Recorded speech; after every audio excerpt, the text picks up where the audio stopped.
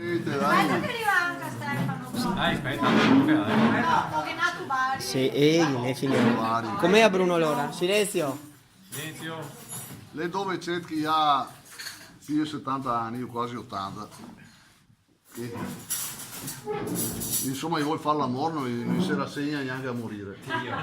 Però allora va il dottore da avanti se lo caro ancora. Sì, Bruno, confondi un po' le parole. Cosa? Guarda che Bruno su ste robe qua le è sempre molto. Sì, a me non sai capire, allora ti dovevi il banco e contarla. È giusto, lei è giusto. Mai barzette sporche. E da se vuoi ancora stare insieme, sa, fare un... E lei doveva venire fuori sta pastiglia, si chiama Viagra. Il solito Viagra. Ma io ho in me la pastiglia e dopo... E dopo vedi come... Dopo ti metti come che va. E allora ti c'ho in me la pastiglia, ti fa una notte fuoco. Tutto a posto.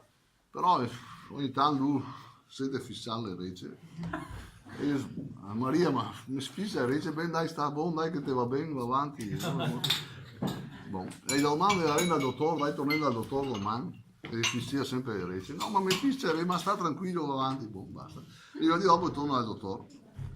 E allora il dottore fa come è andata e io fa sta meraviglioso, è una roba come quando che avessi 30 anni, è una roba.